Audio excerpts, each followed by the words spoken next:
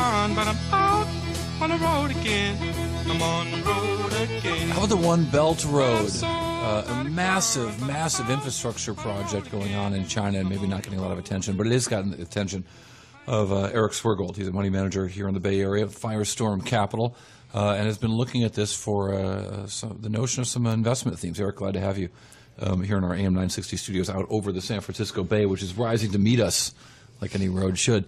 What's China trying to do here with this One Belt Road? Thanks, Cory. Thanks, Carol, for having me on again. I've been following the One Belt, One Road for a couple of years here, and it seems to have become completely lost with Trump winning the election and the entire focus on Trump's U.S. infrastructure plan. But One Belt, One Road is really reigniting the old ancient Silk Road in China. It's a $1 trillion project, which is really a series of mini projects, which include roads, rails, pipelines. $1 trillion. $1 trillion US dollars. And in case you think that's a lot of money, think about how much more $1 trillion buys you in China than it buys you in the US. You can probably get about 10 times the number of workers per dollar in China. And even if you make some assumptions that they're only half as productive as their US counterparts, you're really talking about twice as big a project as anything that Trump is talking about here.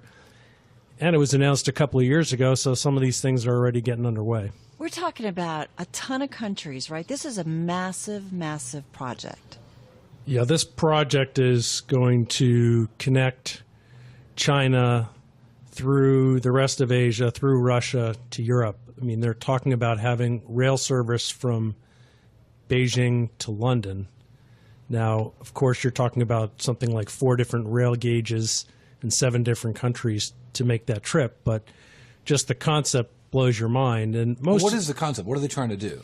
So the general concept is that China is trying to do a number of things. As I've said previously, China would like to be able to control everything, but they can't, so they try and have as many levers as possible. So would I, of course.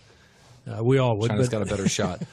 So they've got this big project going with lots of mini projects, and they can use it to pull as another economic lever. When the economy slows, they can speed up some of their projects.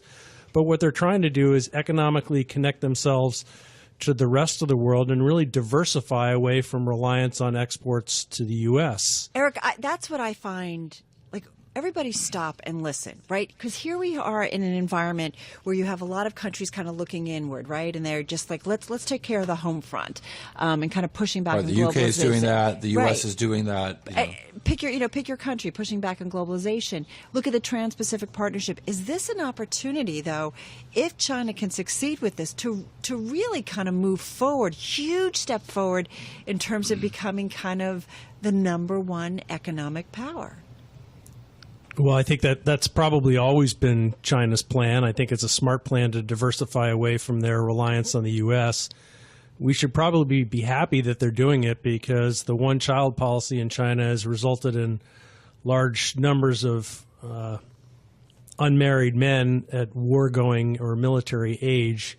And so the fact that these people are going to be employed in building this project is better than having them put into an increasing military force.